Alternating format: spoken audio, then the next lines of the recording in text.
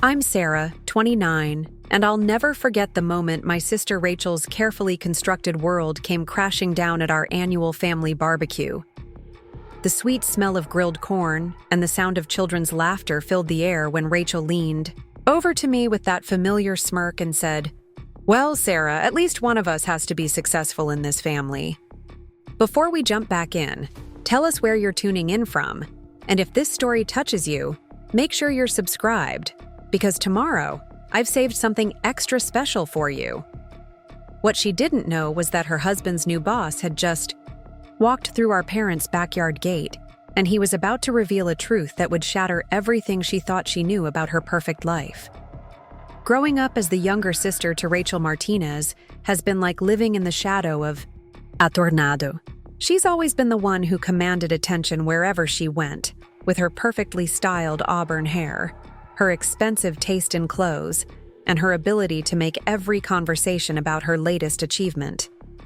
At 32, she had what everyone in our family considered the golden life: married to David, a successful marketing executive, living in a sprawling house in the suburbs, driving a luxury SUV, and working as a real estate agent for high-end properties. Meanwhile, there was me, Sarah Martinez, the perpetual underachiever in the family's eyes. I worked as a freelance graphic designer, living in a modest apartment downtown, driving a 10-year-old Honda Civic that made questionable noises when I started it. My parents, Maria and Roberto Martinez, had long since stopped asking when I was going to settle down or find a real job the way they used to. The disappointment in their voices had evolved into resigned acceptance, which somehow felt worse than their earlier criticism. The annual Martinez family barbecue had been a tradition for as long as I could remember. Every third Saturday in July, our extended family would gather in my parents' backyard in the suburbs of Phoenix, Arizona. Mom would spend weeks preparing, making her famous tamales and salsa verde from scratch, while Dad would clean and season his prized grill that he'd had for over 20 years.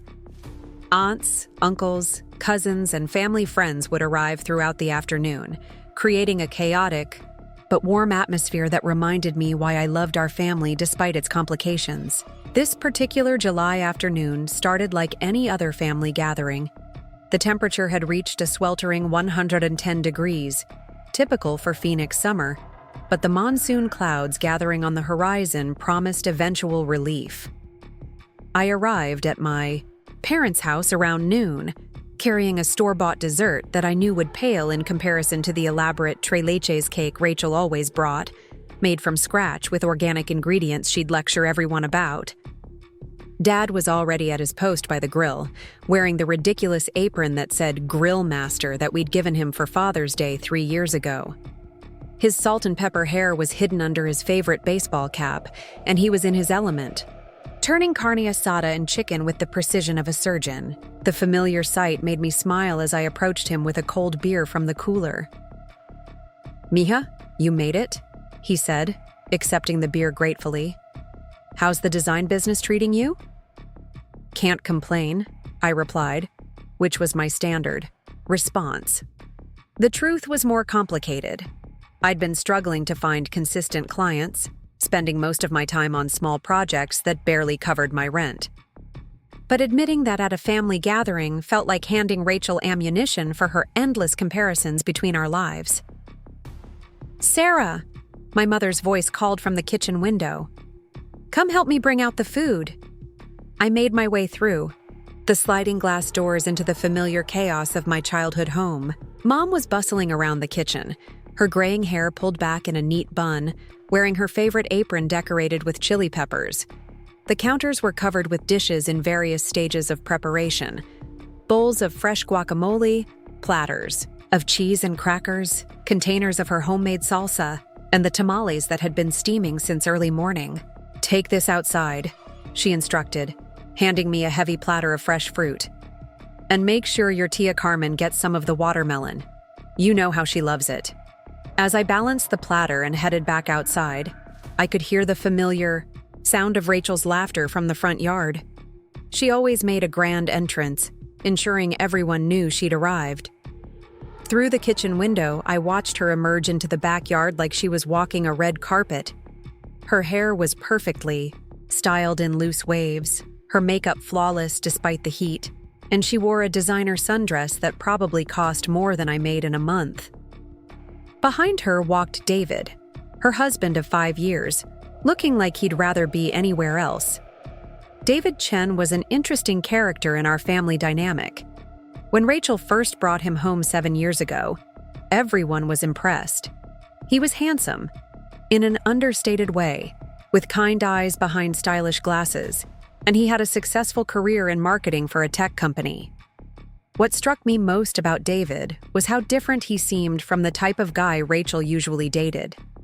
Her previous boyfriends had been flashy, arrogant men who seemed to compete with her for attention. David was quiet, thoughtful, and genuinely seemed to care about other people's feelings. Over the years, though, I'd noticed changes in him. The easy smile he used to wear had become more forced. He spoke less at family gatherings, often seeming lost in thought. When Rachel would launch into one of her stories about their latest expensive vacation or home renovation, David would nod along, but his eyes would drift away, as if he were somewhere else entirely. "Sarah!" Rachel's voice cut through my observations as she spotted me arranging the fruit platter on the long table Dad had set up under the Ramada. "There's my little sister." She approached with her arms outstretched for a hug that felt more performative than affectionate. Her perfume, something French and expensive, was strong enough to compete with the smoky aroma from the grill. "You look good," she said, though her eyes were already scanning my outfit with barely concealed judgment. I was wearing a simple sundress from Target and sandals that had seen better days. Nothing compared to her designer ensemble, and we both knew it. "Thanks," I replied. "The house looks amazing as always." This wasn't entirely honest, but family gatherings weren't the place for brutal honesty. Rachel's face lit up at the compliment. "Oh, you should see what we've done with the master bathroom. We just finished a complete renovation, Italian marble, heated floors, a rainfall shower that's like being in a spa." David was initially resistant to the cost, but I convinced him that we needed to invest in our home's value. David, who had been quietly helping himself to some chips and guacamole, looked up at the mention of his name. "It's beautiful," he said with the enthusiasm of someone reading from a script. "Rachel has excellent taste. I've been thinking we should have everyone over for a pool party once the weather cools down," Rachel continued. "The new outdoor kitchen we installed would be perfect for entertaining. David's company has been doing so well. We might even get a promotion announcement soon." I glanced at David, curious about his reaction to this news. Instead of the excitement I expected, to see his expression was unreadable. He nodded politely, but didn't elaborate, instead excusing himself to go find Dad and help with the grilling. The afternoon progressed with typical family gathering rhythms. Cousins arrived with their children, who immediately scattered throughout the backyard, their shrieks of joy mixing with the adults' conversations and the sizzling sounds from the grill. Tia Carmen and Tio Luis brought their famous potato salad and stories about their recent trip to Mexico. My cousin Miguel arrived with his new girlfriend, a sweet teacher named Jessica, who seemed overwhelmed by the chaos, but was trying her best to fit in. I found myself gravitating toward the quieter corners of the gathering, engaging in conversations with the kids, or helping Mom in the kitchen when things got too overwhelming outside. This had always been my role in the family, the background supporter, the one who made sure everyone had what they needed without drawing attention to myself. Rachel, meanwhile, held court near the pool, regaling anyone who would listen with stories about her latest real estate successes. Preparing and narrating this story took us a lot of time, so if you are enjoying it, subscribe to our channel. It means a lot to us. Now back to the story. She had a gift for making even routine transactions sound like major victories, and she always managed to work in details about the expensive properties she was selling or the important clients she was representing. I just closed on a $3 million estate in Scottsdale. she was telling a group that included our parents and several aunts and uncles. The buyers were relocating from California, and they specifically requested me because of my reputation for handling luxury properties. The commission alone was more than most people make in a year. I was refilling the ice bucket when I overheard this conversation, and I couldn't help but roll my eyes. Rachel's tendency to discuss money so openly had always made me uncomfortable, but it seemed to impress our relatives, who nodded appreciatively at her success. "That's wonderful, Mija," Mom said, beaming with pride. "We're so proud of how well you're doing." "Well," Rachel replied with false modesty, "David and I have worked hard to build the life we have. It's all about setting goals and not settling for mediocrity." The comment stung, even though it wasn't directly aimed at me. I knew that in Rachel's mind, my life represented exactly the kind of mediocrity she was talking about. I focused on arranging ice cubes, trying to push down the familiar feelings of inadequacy that always surfaced at these gatherings. As the afternoon wore on, the heat became more oppressive, and many of the guests migrated toward the shaded areas of the yard or into the air-conditioned house. I was helping Mom clean up some of the lunch dishes when Rachel appeared in the kitchen, looking for a bottle opener. "Having fun?" she asked as she searched through the drawers. "Always do," I replied, which was partially true. Despite the family dynamics that sometimes made me uncomfortable, I genuinely enjoyed seeing my extended family and watching the kids play. Rachel found what she was looking for and turned to face me, leaning against the counter with the casual confidence that seemed to come so naturally to her. "I've been meaning to ask you about work. Are you still doing those little design projects?" The way she said little made my chest tighten. "I'm doing graphic design, yes. Actually been pretty busy lately." This was an exaggeration, but I wasn't about to admit my struggles to her. "That's good," she said, though her tone suggested she didn't think it was particularly good at all. David was just saying the other day that his company is always looking for freelancers for basic marketing materials. Nothing too complicated, just simple stuff. I could put in a word for you if you're interested. The offer was probably well-intentioned, but it felt condescending. "That's nice of you to think of me, but I'm focusing on building my own client base right now." Rachel shrugged. "Well, the offer stands. Though I suppose you're probably content with where you are. Not everyone needs to be ambitious, right?" Before I could respond, she'd already moved on, heading back outside to rejoin the party. I stood in the kitchen for a moment, processing the interaction. This was classic Rachel, making an offer that seemed generous on the surface, but was really a way to highlight the differences in our circumstances. I rejoined the party outside, where the late afternoon sun was finally beginning to lose some of its intensity. The monsoon clouds that had been building all day were getting darker and more ominous, and Dad was starting to talk about moving the remaining food inside before the storm hit. The kids had claimed the pool area, their joyful splashing providing a soundtrack to the adult conversations happening around the yard. I found myself sitting with my cousin Miguel and Jessica, listening to them talk about their plans to move in together. Their excitement about this next step in their relationship was infectious, and I found myself genuinely happy for them despite my own romantic disappointments. "What about you, Sarah?" Jessica asked kindly. "Are you seeing anyone?" "Not at the moment," I replied, which was the truth. My last relationship had ended 6 months ago when it became clear that neither of us was particularly invested in making it work. "I'm focusing on my career right now." "That's smart," Miguel said, supportively. "No need to rush into anything. The right person will come along when the time is right." I appreciated his encouragement, even though part of me wondered if the right person would ever materialize. At 29, I was starting to feel the subtle pressure that came with being single, in a family where most people were married with children by my age. "Speaking of careers," Jessica said, "Miguel was telling me you're a graphic designer. That sounds so creative and interesting." "It has its moments," I replied, grateful for her genuine interest. I mostly do branding and marketing materials for small businesses. It's rewarding when I can help someone visualize their ideas. That's amazing, she said. I bet it's nice to have a job where you're creating something. Her enthusiasm was refreshing, especially after Rachel's earlier comments about my work. It reminded me that not everyone viewed creative careers as inherently less valuable than traditional business success. As we talked, I became aware of a shift in the energy around the backyard. Conversations had gotten quieter, and people seemed to be looking toward the gate that led to the front yard.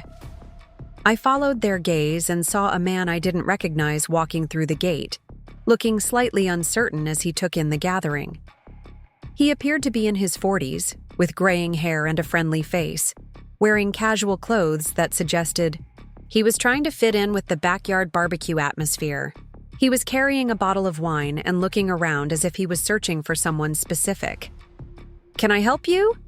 Dad called out, always the gracious host even when surprised by unexpected guests.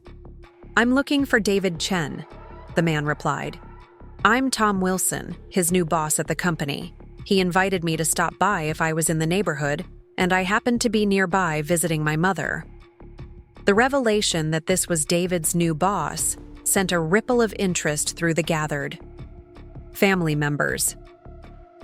Rachel, who had been sitting by the pool, immediately perked up and began making her way over to where Tom was standing. Her expression was a mixture of surprise and calculation. This was clearly an unexpected development, but one that she was already figuring out how to turn to her advantage. David, meanwhile, looked like he'd seen a ghost. His face had gone pale, and he seemed frozen in place by the grill, the tongs still in his hand but forgotten. The easy smile he'd been wearing while talking to Dad had completely disappeared, replaced by something that looked almost like panic. "Tom," David finally managed to say, though his voice cracked slightly. I didn't expect to see you here." Tom Wilson approached with a warm smile, seemingly oblivious to David's discomfort. "I hope you don't mind me dropping by unannounced. I was visiting my mother, who lives a few streets over, and I remembered you mentioning the family barbecue. I thought it might be nice to meet some of the people who are important to you." Rachel had reached them by this point, and she immediately inserted herself into the conversation with the social grace she'd perfected over years of working in real estate. "You must be Tom. David has told us so much about you. I'm Rachel, David's wife." She extended her hand with a smile that was perhaps a bit too bright, and I could see her already shifting into the performance mode she used when she wanted to impress someone. This was clearly a moment she saw as important for David's career, and by extension, their social status.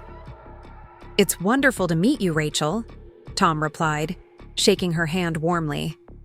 "David speaks about you often at work. He's clearly very proud of his family."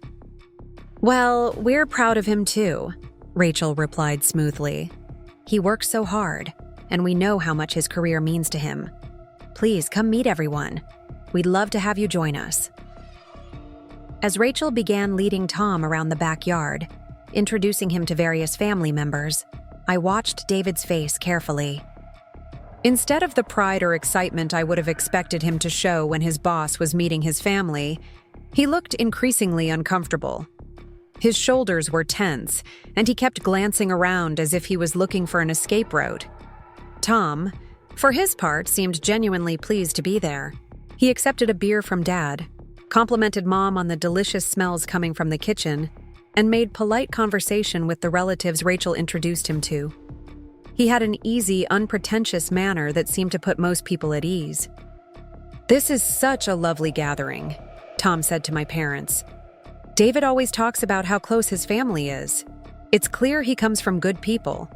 Mom beamed at the compliment while Dad nodded approvingly.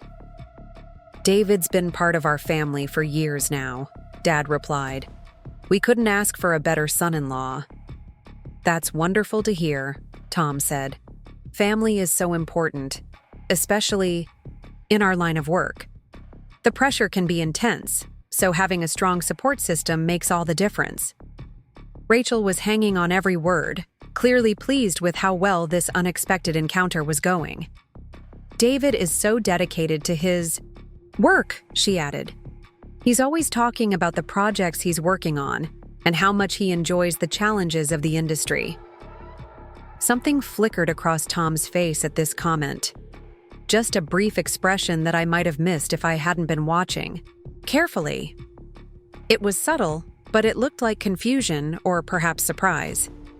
He glanced at David, who had been standing quietly nearby, looking increasingly pale. The industry is certainly evolving, Tom said carefully. There are always new challenges to navigate. The conversation continued for several more minutes, with Rachel dominating most of the talking, while Tom politely engaged with various family members. Throughout this time, David remained unusually quiet, responding only when directly addressed, and even then with short, stilted answers that were unlike his usual conversational style. I was helping Mom bring out some additional drinks when I overheard Tom talking to my Uncle Luis about his work background. I've been in marketing and communications for about 20 years, Tom was saying. Started in traditional advertising, then moved into digital marketing as the industry shifted. It's fascinating how much the landscape has changed. David must be learning a lot from you, Uncle Luis replied. Rachel tells us he's doing very well at the company. Again, I noticed that brief flicker of something across Tom's face. David is, well, he's certainly finding his place, Tom said diplomatically. The phrase struck me as odd. It wasn't the glowing endorsement I would have expected a boss to give about a successful employee, especially not in front of that employee's family. It sounded more like something you'd say about someone who was struggling or new to their role. As the afternoon progressed, the contrast between Rachel's glowing descriptions of David's career success and Tom's carefully neutral responses became more apparent. Rachel spoke about David's important projects, his client relationships, and his prospects for advancement, while Tom nodded politely but didn't elaborate or confirm any of the details she mentioned. The storm clouds that had been building all afternoon were getting darker and more threatening, and the first drops of rain began to fall, just as Mom was suggesting that everyone help move the food inside. The timing felt almost symbolic, as if the weather was reflecting the subtle tension that had been building since Tom's arrival. As we all began the familiar dance of gathering dishes and moving chairs, I found myself near David, who was standing alone by the now abandoned grill, staring up at the darkening sky with an expression of resignation. "You okay?" I asked quietly, not wanting to draw attention from the other family members who were busy with the cleanup. David looked at me with tired eyes that seemed much older than his 34 years. "Just thinking about the weather," he said, which was clearly not the whole truth. "Tom seems nice," I offered, fishing for some insight into why David seemed so uncomfortable about his boss's presence. "Yeah," David replied flatly. "He's a good guy." Before I could probe further, Rachel appeared at David's side, her energy still high from the social success of Tom's visit. "Wasn't that wonderful?" she said, linking her arm through David's. "I think Tom was really impressed with our family. This could be great for your career." David nodded mechanically, but I could see the tension in his jaw. "We should probably help get everything inside before the rain really starts," he said, effectively ending the conversation. As we all moved toward the house, carrying plates and glasses and folding up chairs, I couldn't shake the feeling that something significant had just happened, though I couldn't quite put my finger on what it was. The interaction between Tom and David had felt off in subtle ways that were hard to articulate, but impossible to ignore. The last thing I noticed before we all crowded into the house was Tom pulling David aside near the sliding glass door. I couldn't hear what they were saying over the noise of everyone else moving around, but I could see their body language. Tom was speaking quietly, his expression serious but not unkind. David was nodding, but his posture was that of someone receiving difficult news, rather than having a casual conversation with a colleague. Whatever was happening here, I had the distinct feeling that Rachel's comment about our family's success was about to be tested in ways she couldn't possibly anticipate. The storm outside was just beginning, but I suspected the real tempest was about to unfold inside our family in ways that would change everything we thought we knew about David, Rachel, and the life they'd built together. As we all crowded into my parents' living room, shaking off raindrops and finding places to sit with our hastily rescued plates of food, the atmosphere was that mixture of cozy togetherness and slightly chaotic energy that always came with unexpected weather at family gatherings. But underneath the familiar comfort, I could sense undercurrents of tension that I was only beginning to understand. The rain came down harder as we settled into the cramped living room, the familiar sounds of family chatter mixing with the drumming of monsoon drops against the windows. I found myself squeezed onto the couch between my cousin Maria's twin daughters, balancing a paper plate of food while trying to follow the multiple conversations happening around the room. The air conditioning struggled against the humidity from all the wet bodies, and the atmosphere felt charged with more than just the electrical storm outside. Tom Wilson had accepted Mom's invitation to stay until the weather cleared, and he was sitting in Dad's favorite recliner, looking perfectly at ease despite being surrounded by strangers. Rachel had positioned herself strategically nearby, perched on the arm of the sofa where she could easily engage him in conversation while also keeping an eye on the rest of the room. "So, Tom," Rachel was saying, her voice carrying that particular tone she used when she was networking, "David mentioned that your company is expanding into new markets. That must be exciting for someone in his position." I watched Tom's face carefully as Rachel spoke. There was that same flicker of something I'd noticed outside. A brief pause before he responded. "The company is always exploring new opportunities," he said diplomatically. "Growth requires everyone to be adaptable." David, who was standing near the kitchen doorway with a barely touched plate of food, shifted uncomfortably at the mention of adaptability. I was starting to recognize the signs of his distress more clearly now that I was paying attention. The way he kept running his hand through his hair, the forced smile that never quite reached his eyes, the way he seemed to be avoiding direct eye contact with his boss. "David's always been so good at adapting," Rachel continued, oblivious to her husband's discomfort. "When he first started at the company, he threw himself into learning everything he could about the industry. I'm sure that's why he's been so successful." This time, Tom's pause was longer, and he glanced at David with an expression I couldn't quite read. "David certainly brings a lot of enthusiasm to his work," he said finally. The word choice struck me as careful, almost diplomatic. Enthusiasm wasn't the same as success or competence, and I was beginning to suspect that Tom was choosing his words very deliberately. Uncle Luis, who had been listening to the conversation while bouncing one of his grandchildren on his knee, jumped in with characteristic directness. "Rachel tells us David might be up for a promotion soon. Must be nice to have such a rising star in your department." The silence that followed lasted just a beat too long. Tom looked genuinely surprised by this information, his eyebrows raising slightly as he turned to look at David again. David's face had gone from pale to ashen, and he seemed to shrink into himself. "A promotion," Tom repeated slowly, as if he was trying to process this information. "That's interesting." Rachel, who was usually so attuned to social cues when it came to reading potential clients or navigating professional situations, seemed completely oblivious to the tension in the room. She laughed lightly, waving her hand dismissively. "Oh, David's too modest to talk about his accomplishments. He never wants to brag about how well he's doing." "Modesty is certainly a virtue," Tom agreed, but his tone had shifted subtly. There was something more serious in his voice now, a professional edge that hadn't been there before. The conversation was interrupted by a crash of thunder that made everyone jump, followed by the lights flickering ominously. Mom immediately went into hostess mode, checking that everyone had enough to eat and offering fresh drinks. The momentary distraction seemed to give David a chance to collect himself, though he still looked like he wanted to disappear into the wallpaper.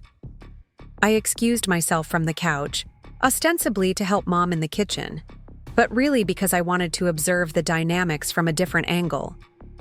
From my position near the kitchen counter, I had a clear view of both Tom and David, and I could watch their interactions without being obvious about it. Tom was now engaged in conversation with Tia Carmen about her recent trip to visit family in Guadalajara, displaying the kind of genuine interest and cultural curiosity that immediately endeared him to my aunt. He asked thoughtful questions about the places she'd visited and seemed genuinely interested in her stories about reconnecting with distant relatives. "You have such a lovely family," Tom said to my parents during a lull in the conversation. "David is lucky to have such a warm, welcoming group of people in his life." "We feel lucky to have him," Mom replied warmly. "He's been such a good husband to Rachel, and he fits right in with all of our chaos." "Family is everything," Dad added, raising his beer bottle in a small toast. "We may not have much, but we have each other." Tom nodded appreciatively. "That's worth more than most people realize. In my experience, the people who stay grounded in their relationships tend to be the ones who weather life's storms best." There was something in his tone that made me think he wasn't just making small talk. He seemed to be observing the family dynamics with more attention than casual interest would warrant.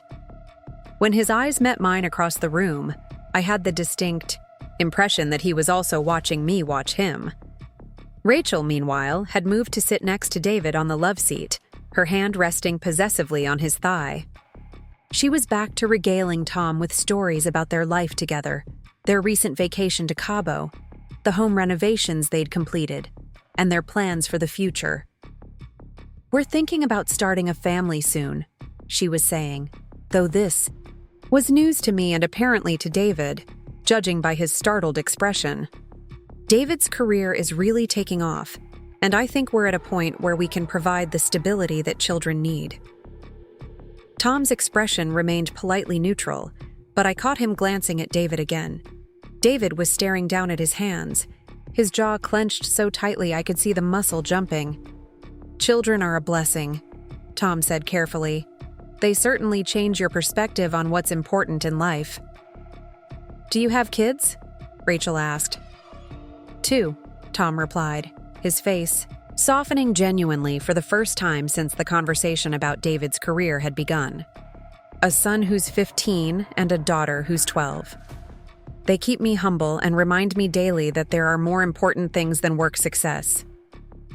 The comment about work success seemed pointed, though I might have been reading too much into it. What was becoming increasingly clear was that something was very wrong with the picture Rachel had been painting of David's professional life. The storm continued to rage outside, with occasional flashes of lightning illuminating the darkened windows. The forced intimacy of being trapped together in the small living room was making everyone a bit more relaxed and talkative than they might have been otherwise.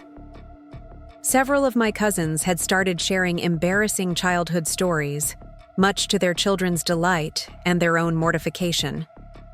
It was during one of these storytelling sessions that Tom turned to David and said, "You know, David, I keep meaning to ask you about something.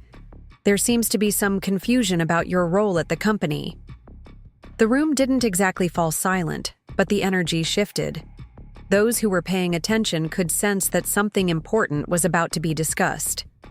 Rachel looked pleased, probably expecting Tom to clarify some positive aspect of David's position. David looked like he was about to be sick. "What kind of confusion?" he managed to ask. Tom leaned forward slightly, his expression kind but serious. "Well, there seems to be some misunderstanding about your department and responsibilities. I've been trying to figure out how to address it tactfully." Rachel jumped in before David could respond. "Oh, you mean because he's been taking on so many different projects?" David's always been the type to go above and beyond his job description. I keep telling him he needs to make sure he gets proper credit for all the extra work he does. Tom's expression grew more serious. "Actually, that's not quite what I meant," He paused, seeming to choose his words carefully. David, I think we need to have a conversation about some discrepancies I've discovered. The word discrepancies hung in the air like a weight. David's face had gone from pale to gray, and his hands were shaking slightly. Rachel was looking between them with growing confusion, her confident smile beginning to falter. What kind of discrepancies? She asked, though her voice had lost some of its earlier certainty. Tom looked uncomfortable, clearly not wanting to have this conversation in front of David's entire extended family. Perhaps this is something David and I should discuss privately, he suggested diplomatically. No, David said suddenly, his voice barely above a whisper. No, they're going to find out anyway. They deserve to know the truth.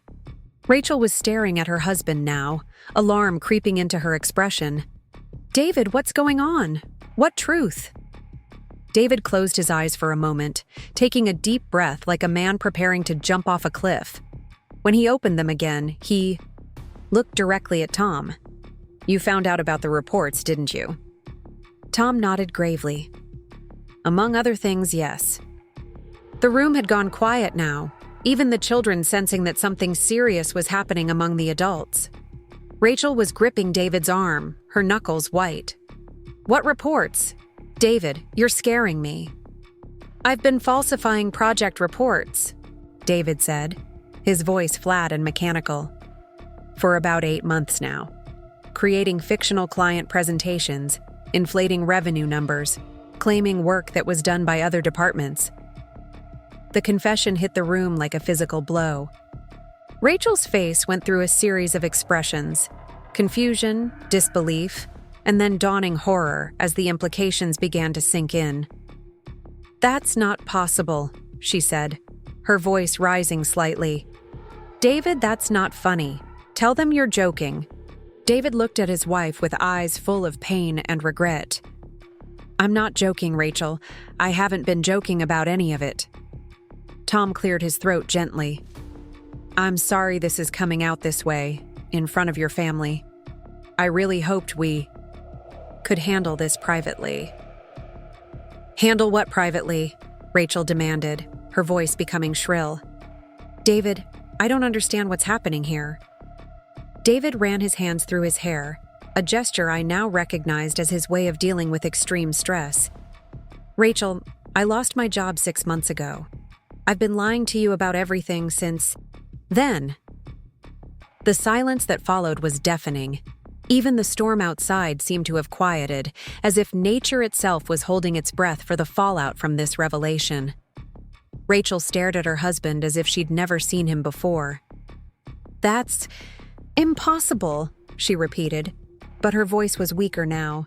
You go to work every day. You have meetings. You talk about your projects. I've been going to coffee shops, David said, his voice barely audible. Libraries, the park. Anywhere I could sit for 8 hours and pretend I still had a job to go home to. My mother had moved closer to the group now, her maternal instincts kicking in as she sensed the magnitude of what was unfolding. Dad was standing near the kitchen, looking stunned and unsure how to respond. But the paychecks, Rachel said desperately. The money for the renovations, the vacation, the mortgage payments. David's shoulders sagged further. Credit cards. I took out loans against the house without telling you. I've been using cash advances to deposit money into our joint account so it would look like my direct deposits were still coming through. The financial implications were clearly hitting Rachel now, and her face was cycling through expressions of shock, anger, and fear. How much? She asked, though it sounded like she was afraid to hear the answer. About $80,000, David admitted. Maybe more. I stopped keeping track after a while. Rachel's hand flew to her mouth, and for a moment I thought she might actually be sick. The sum was staggering, especially for a young couple who had been living what appeared to be an increasingly expensive lifestyle. Tom was watching this exchange, with obvious discomfort, clearly wishing he was anywhere else. David, he said gently, the falsified reports are actually the least of the problems we uncovered. The financial irregularities go back further than your employment termination. David nodded miserably. I know. I was skimming from client accounts to cover my gambling debts before I got fired. That's why I got fired. This new revelation seemed to break something in Rachel.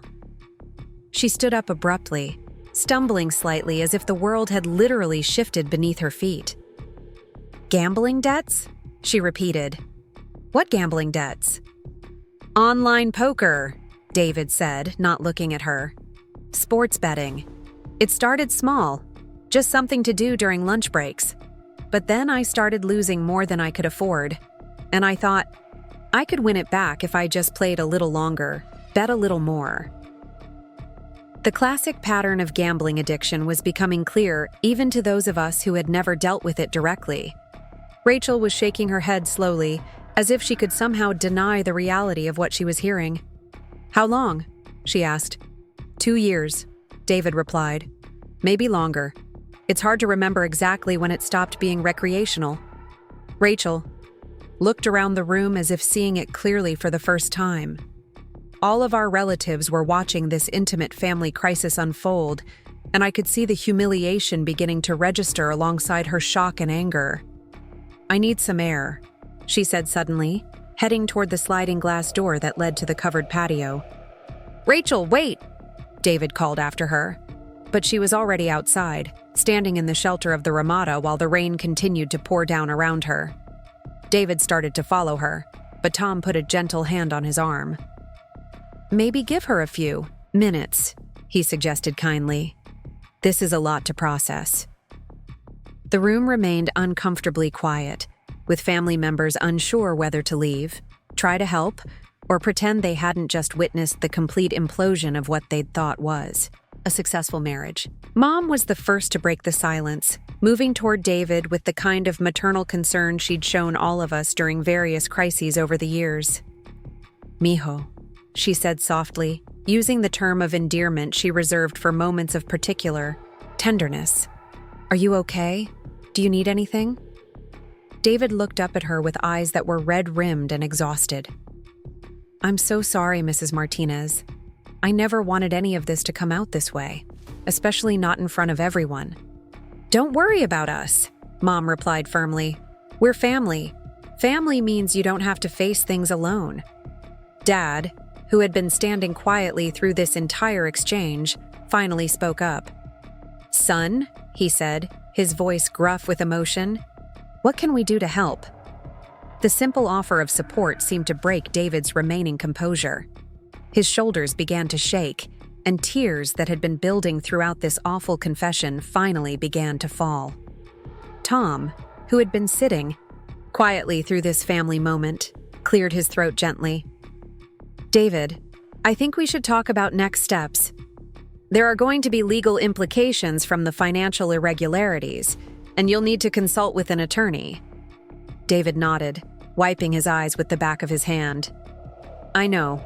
I've been expecting this conversation for months. Part of me is relieved it's finally happening. The company isn't interested in destroying your life, Tom continued. But there will need to be restitution, and there may be criminal charges depending on how the investigation proceeds. The word criminal seemed to echo in the small room. Several of my younger cousins had been ushered out by their parents once the conversation became clearly adult in nature, but those who remained were grappling with the reality that someone they cared about might be facing serious legal consequences. Through the sliding glass door, I could see Rachel standing, at the edge of the covered patio, staring out at the rain. Her posture was rigid, and even from inside the house, I could see that she was crying. The woman who had spent the afternoon boasting about her perfect life and successful husband was having to confront the fact that everything she thought she knew was built on lies. I should go talk to her, David said, starting to stand up. Maybe I should go first, I suggested, surprising myself. She might need a few minutes with someone who isn't directly involved in this situation. David looked at me gratefully. Would you? I don't think she wants to see me right now. I made my way to the sliding glass door, stepping out into the humid air of the covered patio. The rain was still coming down steadily, creating a curtain of water around the edges of the ramada. Rachel was standing with her back to the house, her arms wrapped around herself as if she was trying to hold herself together. "Rachel?" I said softly, not wanting to startle her. She turned around, and I was struck by how different she looked from the confident, put-together woman who had arrived at the barbecue just a few hours earlier. Her makeup was streaked with tears, her perfect hair was disheveled, and her expensive dress was wrinkled from the humidity and stress. "How long do you think everyone has known?" she asked, her voice hoarse from crying. "Known what?" "That I'm a fool," she said bitterly. "That my perfect marriage and successful life were all just a lie. How long do you think people have been laughing at me behind my back?" I was surprised by the question. "Rachel, I don't think anyone knew. David was clearly working very hard to keep this secret." She laughed, but it was a harsh sound without any humor. "Right. Secret. Just like I've been keeping the secret that our marriage has been falling apart for over a year." This was news to me, and I studied her face in the dim light coming through the windows. "What do you mean?" Rachel wiped her eyes, smearing her mascara further. "We haven't had a real conversation in months. We barely touch each other anymore. I've been throwing myself into work and spending money on home improvements and vacations, thinking that if I could just make our life look perfect on the outside, maybe the inside would eventually match." The admission was more honest than any conversation I'd had with my sister in years. "Why didn't you say anything to anyone?" "Because I'm Rachel Martinez," she said with bitter self-awareness. "I'm the one who has it all figured out. I'm the successful one. The one with the perfect marriage and the beautiful house and the bright future. How could I admit that I was just as lost and confused as everyone else?" The rain continued to fall around us, creating a cocoon of sound that made the conversation feel more intimate than it would have under normal circumstances. For the first time in our adult relationship, Rachel seemed to be dropping the facade she usually maintained. "I've been so awful to you," she continued, her voice breaking. "All these years, making you feel bad about your choices, acting like I was so much better than you.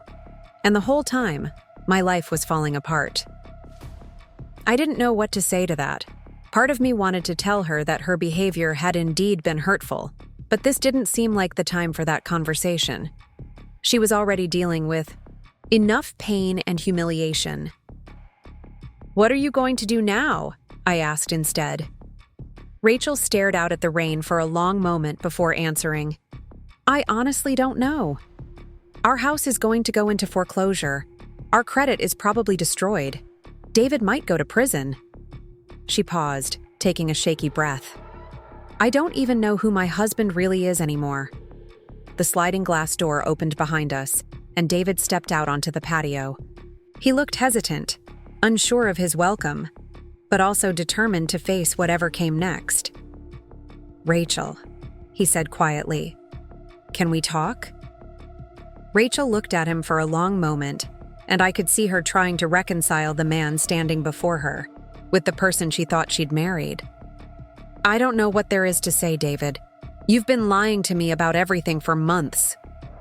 "I know," he said, his voice heavy with regret. "I know there's no excuse for what I've done. I was scared and ashamed, and I thought I could fix it before you found out. I thought I could win back the money, get another job, make everything right again." "But you didn't," Rachel said simply. "You just made it worse." David nodded, accepting the truth of her statement. "I made it so much worse. And now you're going to pay the price for my mistakes." The raw honesty of the exchange was painful to witness. These were two people who had built a life together, and now they were watching it crumble in real time. I felt like an intruder on their private moment of reckoning. "I should let you two talk alone," I said, starting to move toward the door. "No," Rachel said quickly. "Please stay. I don't think I can handle being alone with him right now. I looked between them, unsure of the right thing to do. David nodded slowly, seeming to understand his wife's need for a buffer during this conversation. Okay, I agreed, settling into one of the patio chairs while they remained standing near the railing. What happens now? Rachel asked David, echoing the question she'd asked me moments earlier. Tom says there will be an investigation, David replied. The company will want to recover what they can of the money I took. There might be criminal charges depending on how much they can prove and whether they want to prosecute. Rachel wrapped her arms around herself again. And us? What happens to us? David was quiet for a long moment. I don't know, he admitted. I've destroyed your trust. I've destroyed our financial security. I've humiliated you in front of your family. He paused, his voice catching. I don't know if there's anything left to save. The honesty of his assessment hung in the air between them. Rachel was crying again, but more quietly now, as if she was finally beginning to process the full scope of what they were facing. I loved you, she said, and the past tense of the statement hit like a physical blow. I loved the man I thought you were. I'm still that man, David said desperately. The gambling, the lying, that's not who I really am. Rachel looked at him with a mixture of sadness and something that might have been pity. But it is who you are, David. These weren't mistakes or bad decisions. This was a pattern of behavior that went on for years. You chose to lie to me every single day. The truth of her words was undeniable, and David seemed to recognize it. He slumped against the patio railing, looking older than his 34 years. I know, he said quietly. I know I did this to us. Inside the house, I could hear the murmur of family conversations continuing, though they were certainly more subdued than they had been earlier in the evening. Through the windows, I could see Tom talking quietly with my parents, probably explaining what would happen next from a legal and professional standpoint. The rain was finally beginning to lighten, though the sky remained dark with storm clouds. The monsoon season in Phoenix was always dramatic but brief, and it looked like this particular storm was starting to move on. I need to go home, Rachel said suddenly. I need to figure out what we can salvage before the bank takes everything. David nodded. I'll come with you. We can start making lists of what needs to be dealt with. Rachel hesitated before answering. I think I need some space right now, David. Maybe you could stay somewhere else tonight. The request was reasonable under the circumstances, but I could see how much it hurt David to hear it. Of course, he said. Whatever you need. You can stay with us, I offered impulsively. I have a couch, and it might be good for you to have some company tonight. Both Rachel and David looked surprised by my offer. I was a little surprised myself, but it felt like the right thing to do. David had made terrible choices, but he was still family, and he was clearly in crisis. Thank you, David said, his voice thick with emotion. That would be really helpful. Rachel nodded approvingly. That's good. You shouldn't be alone right now. We made our way back inside, where the family gathering was clearly winding down. Several relatives had already left, citing early mornings or long drives home, though I suspected they were also eager to escape the uncomfortable intimacy of what they'd witnessed. Tom was putting on his jacket, preparing to leave now that the rain had lightened. He approached David with a business card in his hand. This is the attorney I mentioned, he said quietly. She specializes in white-collar criminal defense. I'd recommend calling her first thing Monday morning. David accepted the card with a nod. Thank you for everything. I know this situation puts you in a difficult position. I'm sorry it came to this, Tom replied genuinely. For what it's worth, I think you're fundamentally a good person who made some very bad choices. That doesn't excuse anything, but it does mean there's hope for rebuilding your life after this is resolved. The kindness in Tom's words seemed to affect David deeply. He extended his hand to shake Tom's, a gesture that felt like acknowledgement of the gravity of the situation and gratitude for being treated with dignity despite everything. As Tom prepared to leave, he approached my parents to thank them for their hospitality. "I'm sorry my visit turned out to be so eventful," he said with a rueful smile. "Family is family," Mom replied, giving him a warm hug. "We're glad we got to meet you, even under these circumstances." After Tom left, the remaining family members began the process of saying their goodbyes. There were hugs and murmured words of support, promises to check in soon, and the kind of careful kindness that people show when they're not sure what to say but want to help anyway. Rachel was standing near the door, accepting condolences from relatives as if someone had died. In a way, I supposed someone had. The version of herself and her marriage that she'd believed in was certainly gone, and she was now faced with figuring out who she really was without those illusions. "Are you going to be okay driving home?" I asked her as she prepared to leave.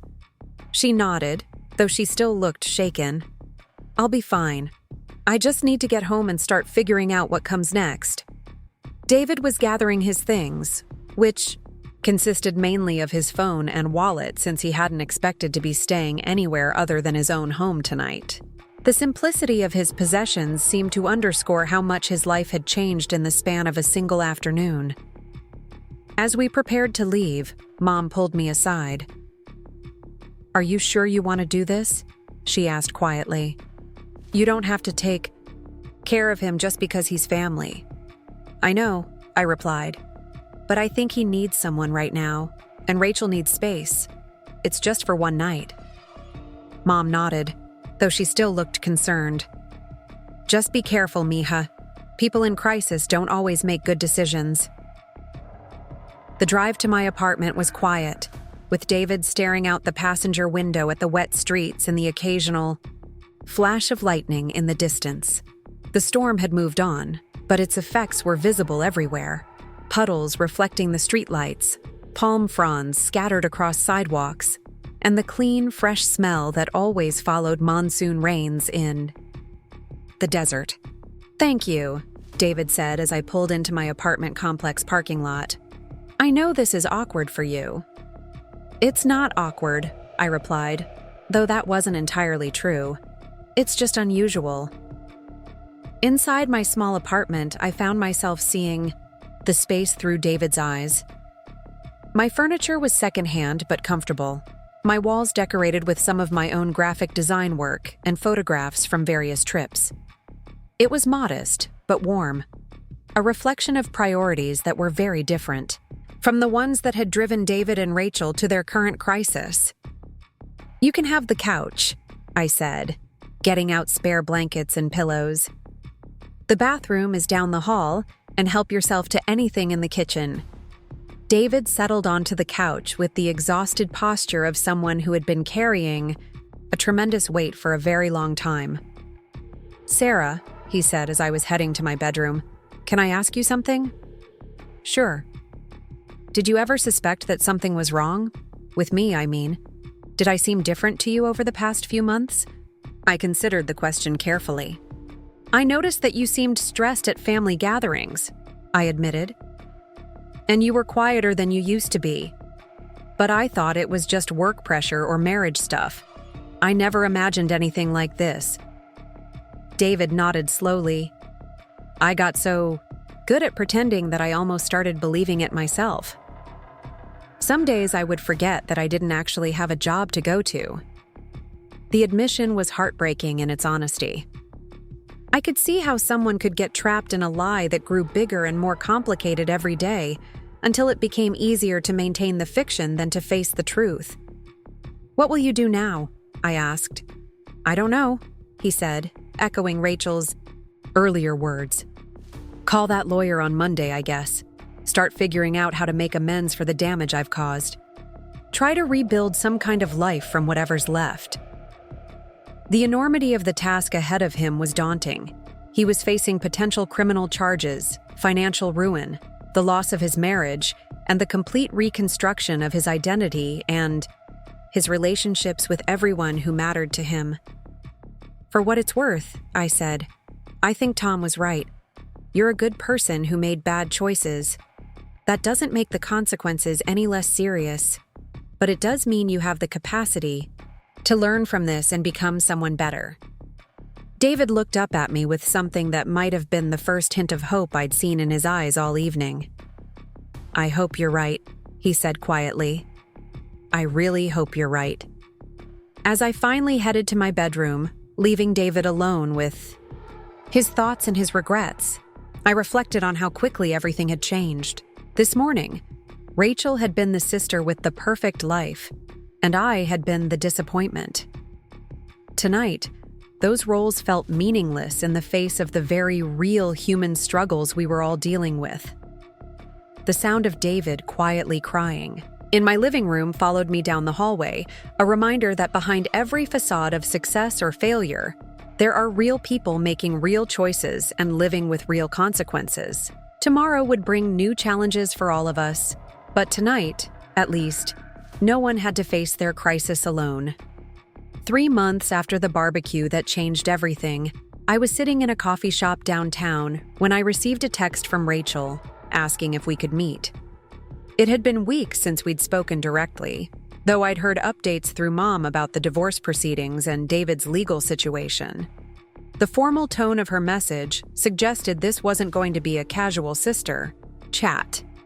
I arrived at the restaurant she'd suggested, a quiet place near her real estate office that I'd never been to before. Rachel was already there, sitting at a corner table with her back to the wall, and I was struck immediately by how different she looked. Gone were the designer clothes and perfect styling that had once defined her appearance. Instead, she wore a simple black dress and minimal makeup, her hair pulled back in a practical ponytail. She looked tired but somehow more genuine than I'd seen her in years. "Thank you for coming," she said as I sat down across from her. "I wasn't sure you would." "Of course I came," I replied, studying her face for clues about why she'd wanted to meet. "How are you holding up?" Rachel smiled ruefully. "That's a complicated question these days. Some days are better than others." She paused, stirring her coffee absently. "I wanted to apologize to you, Sarah. Properly apologize, not just the crisis-driven apology I gave you that night at the barbecue." I hadn't expected this conversation to begin with an apology, and I found myself unsure how to respond. "You don't need to apologize for what David did." "No," Rachel said firmly, "but I need to apologize for what I did. For years of making you feel small, for constantly comparing our lives, for treating your choices like they were somehow inferior to mine." She met my eyes directly. "I've had a lot of time to think about my behavior, and I'm ashamed of how I treated you." The sincerity in her voice was unmistakable. This wasn't the performative contrition I might have expected from the old Rachel, but something deeper and more genuine. "I appreciate that," I said carefully. "But what brought this on? I mean, why now?" Rachel leaned back in her chair, considering her words. "Therapy, partly. I started seeing someone after everything fell apart, and she's helped me recognize some patterns in my behavior that I'd never acknowledged before." She paused. "But mostly, it's because I've learned what it feels like to have your life completely dismantled in front of people you care about." I could see the pain in her expression as she spoke. The humiliation of that evening at our parents' house had clearly left lasting marks. "The divorce was finalized last week," she continued. "David signed the papers without contest. He's apparently determined to take full responsibility for everything, which is probably smart from a legal standpoint, but still feels surreal." "How are you doing financially?" I asked, knowing this had been one of her biggest concerns. "Better than expected, actually," Rachel replied with a self-deprecating laugh. "Turns out I'm pretty good at negotiating when my survival depends on it. I managed to keep the house by refinancing and taking on a second mortgage. My credit took a hit, but it's not as catastrophic as I thought it would be." This news surprised me. I'd assumed she would lose everything in the financial wreckage of David's deception. The real estate market has been good to me, she continued. Apparently, desperation makes me a more effective salesperson. I've closed more deals in the past 3 months than I did in the previous 6. There's something about knowing that your financial security depends entirely on your own efforts that really focuses the mind. I could hear the pride in her voice, and I realized this might be the first time I'd ever heard Rachel talk about her own accomplishments without comparing them to someone else's or using them to make someone else feel inadequate. "What about David?" I asked. "Have you talked to him at all?" Rachel's expression grew complicated. "A few times, through lawyers mostly. He's living in a halfway house now while he works through the legal issues. His attorney managed to negotiate a plea deal that avoided prison time, but he has to pay restitution and do community service. He's also required to attend gambling addiction counseling." She paused, tracing patterns on the table with her finger. "He wrote me a letter a few weeks ago, a real apology, not just the panicked confessions from that night. He took full responsibility for everything and didn't ask for forgiveness or for me to take him back, just acknowledged the damage he'd caused and expressed genuine remorse." "How did that make you feel?" I asked. "Sad, mostly," Rachel admitted. "Not angry like I expected, just profoundly sad for what we'd both lost. And maybe a little relieved that he finally seemed to understand the magnitude of what he'd done." The conversation was interrupted by the arrival of our food, giving us both a moment to collect our thoughts. I found myself marveling at this new version of my sister, who seemed capable of genuine introspection and emotional complexity in ways the old Rachel had never demonstrated. "I've been thinking a lot about that comment I made at the barbecue," Rachel said after the waitress left, "about how at least one of us had to be successful. It was such a cruel thing to say, and it revealed something ugly about how I'd been thinking about our relationship." I remembered the comment vividly. It had stung at the time, but in light of everything that had happened since, it seemed almost quaint. "The truth is," Rachel continued, "I was so insecure about my own choices that I needed to put yours down to feel better about myself. I was terrified that if you were happy and fulfilled without all the external markers of success that I'd been chasing, it meant I'd been wasting my life on things that didn't actually matter." This level of self-awareness was startling coming from Rachel. "And now?" I asked. "Now I'm learning what actually makes me happy versus what makes me look successful to other people," she replied. "Turns out they're often completely different things." We ate in comfortable silence for a while, and I found myself processing how much had changed in our family dynamic since that dramatic evening 3 months ago. The crisis had certainly been painful for everyone involved, but it had also created opportunities for honesty and growth that might never have emerged otherwise. "How are Mom and Dad handling everything?" I asked. Rachel smiled genuinely for the first time since I'd arrived. "Better than I expected, actually. Mom was devastated at first, mostly because she felt like she should have known something was wrong. But they've both been incredibly supportive, and they haven't made me feel judged or blamed for the situation." This didn't surprise me.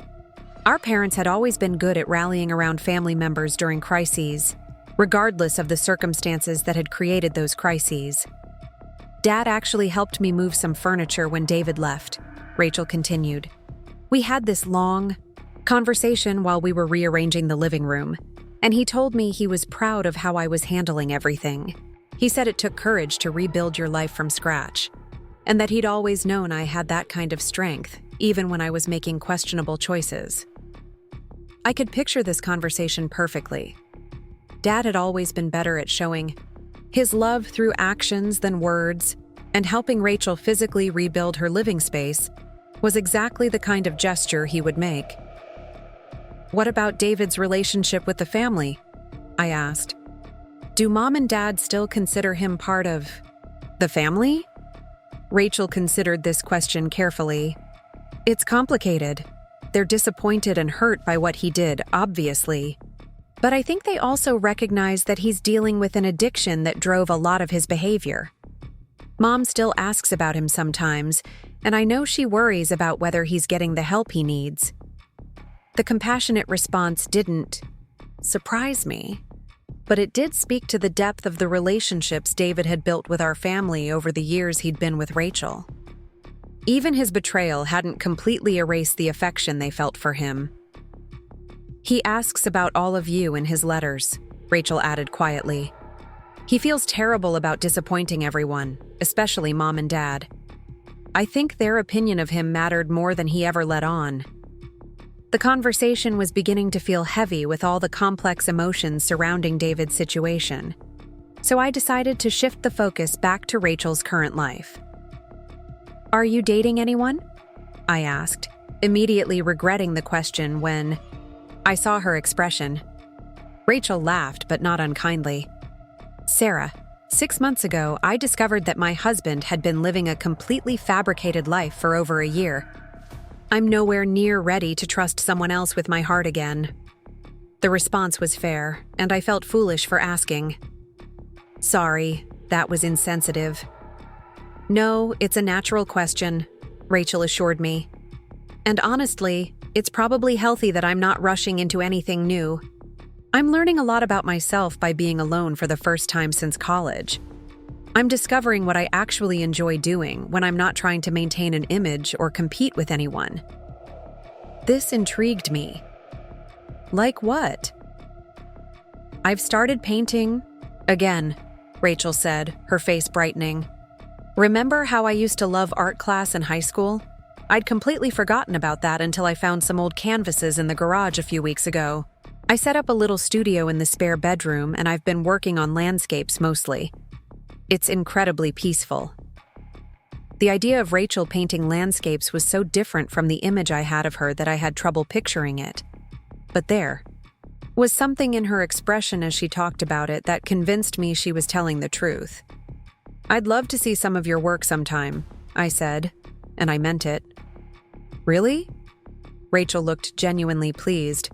"I'm not very good yet, but there's something satisfying about creating something just for the joy of creating it, not because it has to sell or impress anyone." This philosophy was such a departure from the achievement-oriented mindset that had driven Rachel for as long as I'd known her, that I found myself wondering if the crisis had fundamentally changed her personality, or if it had simply revealed aspects of herself that had been buried under years of social expectations.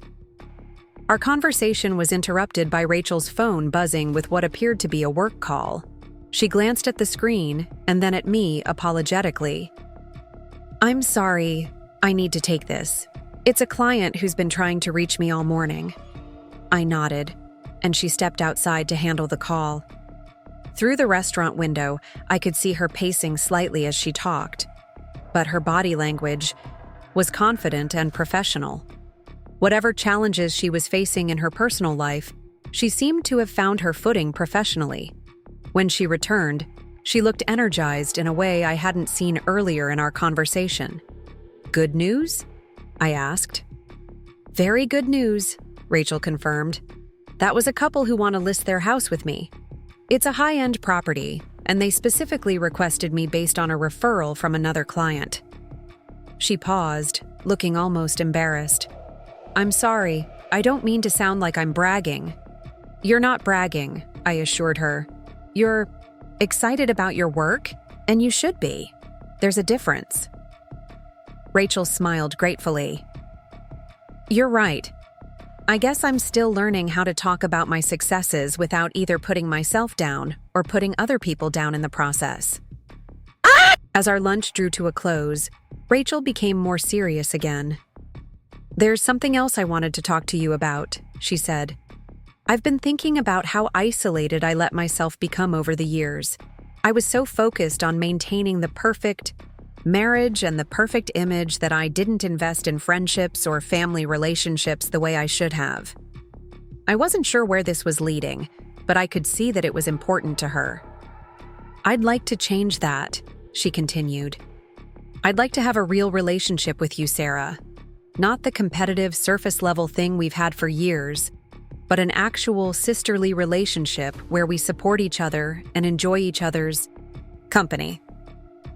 The offer was touching, but I found myself hesitant to respond immediately. Years of difficult dynamics weren't going to disappear overnight, regardless of how much Rachel had grown or changed. "I'd like that too," I said carefully, "but I think it's going to take time to build that kind of trust between us." Rachel nodded understandingly. "I know. I'm not expecting everything to change immediately, but I wanted you to know that I'm committed to doing the work to make it happen, even if it takes years." The sincerity in her voice was convincing, and I found myself genuinely hopeful about the possibility of a different kind of relationship with my sister. As we prepared to leave the restaurant, Rachel hesitated. "Can I ask you something that might be too personal?" "Sure," I replied, curious about what she wanted to know. "Are you happy?" she asked. "With your life, I mean. With your work and your apartment and your choices. Are you actually happy? Or do you sometimes feel like you're settling for less than you deserve?"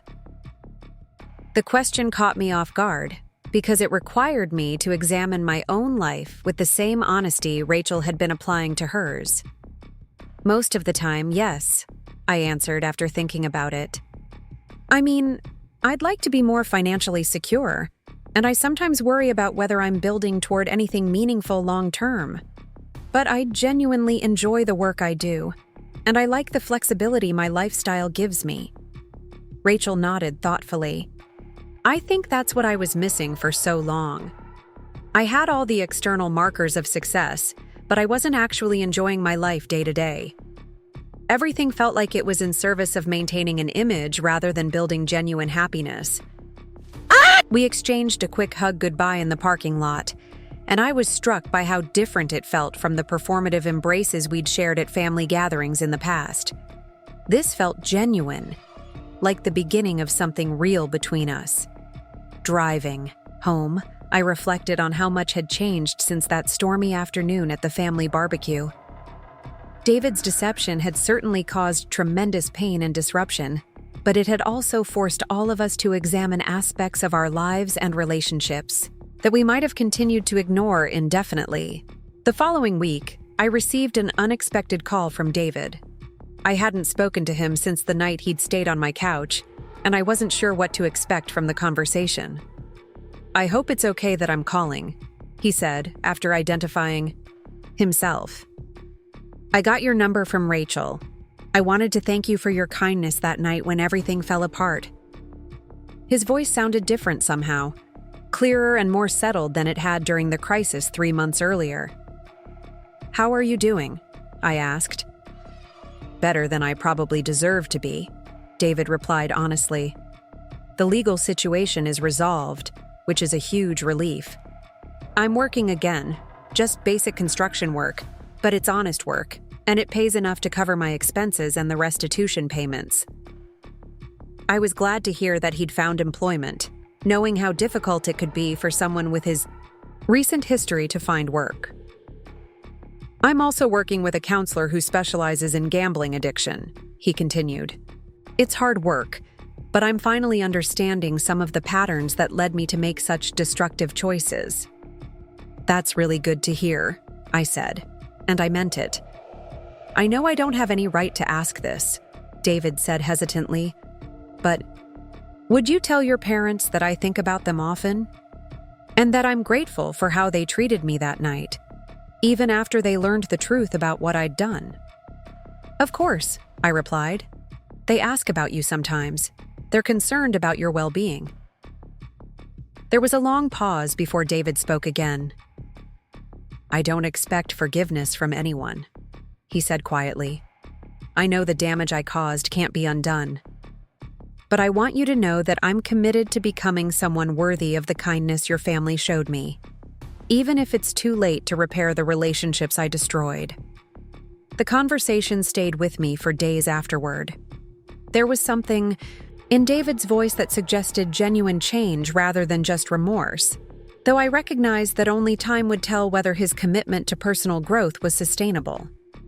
A month later, Rachel called to invite me to a small housewarming party she was throwing. This surprised me because she'd never been one for casual gatherings. Her previous parties had always been elaborate affairs designed to impress. "It's just a few people," she explained. "Some colleagues, a couple of neighbors, and I was hoping you'd come. I want to show off the changes I've made to the house." The house that had once showcased Rachel and David's expensive taste now reflected a very different aesthetic. The formal living room had been converted into Rachel's art studio, with canvases propped against the walls and natural light streaming through windows that were no longer covered by heavy drapes. The kitchen island that had once displayed expensive gadgets now held bowls of fruit and fresh flowers from the garden Rachel had started in the backyard. "It's beautiful," I told her as she gave me a tour, and I genuinely meant it. The house felt lived in and comfortable in a way it never had during her marriage. "It's amazing how much space you have when you stop trying to fill it with things you don't actually need," Rachel replied with a laugh. The party itself was small and relaxed, with people sitting on the back patio sharing food and conversation, without any of the social posturing that had characterized Rachel's previous entertaining efforts. I found myself genuinely enjoying the company of her work colleagues, who spoke about Rachel with respect and affection that seemed based on her professional competence rather than her lifestyle or social status. As the evening wound down and guests began to leave, Rachel and I found ourselves alone on the patio, cleaning up glasses and plates. "This was really nice," I told her. "You seem genuinely happy." Rachel paused in her cleaning, considering my observation. "I think I am," she said with some surprise. "Not all the time, and not in the uncomplicated way I used to think happiness was supposed to work. But there's something satisfying about building a life that's actually mine, rather than one that looks good to other people." 6 months later, Rachel and I had developed the habit of meeting for coffee every few weeks. These conversations had become one of the highlights of my month, offering insights into my sister's continued growth and providing me with a safe space to discuss my own challenges and aspirations. During one of these meetings, Rachel mentioned that she'd run into David at the grocery store the previous week. "How did that go?" I asked, curious about their first face-to-face interaction since the divorce. "Better than I expected," Rachel replied thoughtfully. "He looked healthy, and he seemed genuinely settled in his new life. We talked for a few minutes, just catching up on basic things. There wasn't any of the awkwardness or anger I thought there might be." "Do you think you'll maintain any kind of friendship with him?" I asked. Rachel considered this question for a long moment. "Maybe eventually," she said. "Not now. I think we both need more time and distance before that would be healthy. But I don't hate him anymore, which feels like progress." The evolution of Rachel's feelings toward David seemed to mirror her overall emotional growth. The bitter anger and sense of betrayal that had dominated her initial response to his deception had gradually been replaced by a more nuanced understanding of the complex factors that had led to their marriage's destruction. "I've been thinking about what you asked me that day at lunch," I said, "about whether I'm happy with my choices." Rachel looked up from her coffee with interest. "I realize that I've been playing it safe in a lot of ways," I continued. "Not taking risks, not pursuing things that really excite me because I was afraid of failing or being judged." "What kinds of things?" Rachel asked. "Well, I've always wanted to try freelancing full-time instead of taking the small projects I can fit around other work," I admitted. "And I've been thinking about maybe taking some photography classes. I love the visual aspects of design, and I think photography might be a natural extension of that." Rachel's face lit up with genuine enthusiasm. "Sarah, that sounds amazing. What's stopping you from pursuing those things?" "Fear, mostly," I said honestly. "Fear of not being good enough. Fear of not being able to make enough money. Fear of people thinking I'm being unrealistic." Rachel reached across the table and squeezed my hand. "You know what I've learned this year? The opinions of other people matter so much less than I used to think they did, and the risks we don't take often end up being more costly than the ones we do. Her encouragement was exactly what I needed to hear, and it came from someone who had genuinely learned these lessons through difficult experience. Over the following months, I began making changes in my professional and personal life. I took on more substantial freelance design projects, enrolled in a photography course at the community college, and even started dating someone I'd met through one of my new classes. The changes were gradual and sometimes scary, but they felt authentic in a way that my previous cautious approach to life had not. A year after the barbecue that had changed everything, our family gathered again for the annual summer celebration. The atmosphere was noticeably different from previous years, more relaxed and genuine, with less emphasis on appearances and more focus on simply enjoying each other's company. Rachel arrived without fanfare, carrying a simple salad and a small canvas she'd painted of the desert landscape visible from our parents' backyard.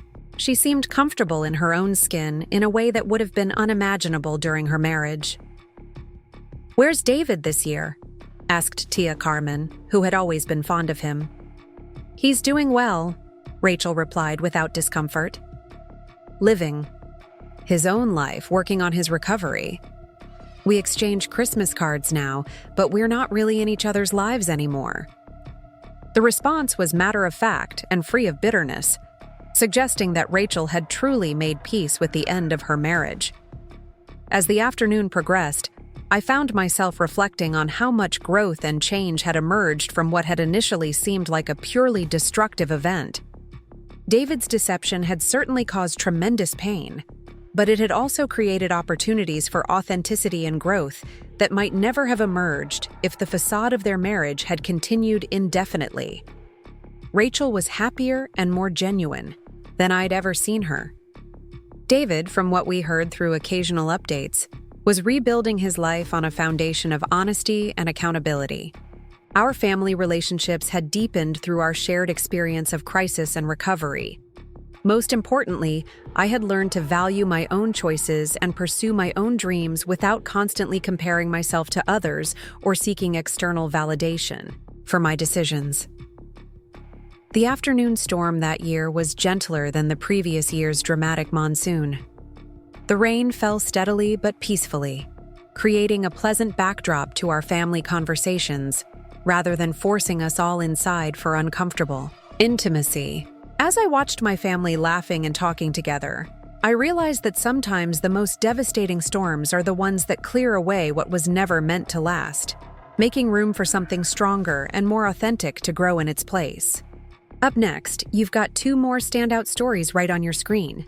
If this one hit the mark, you won't want to pass these up. Just click and check them out.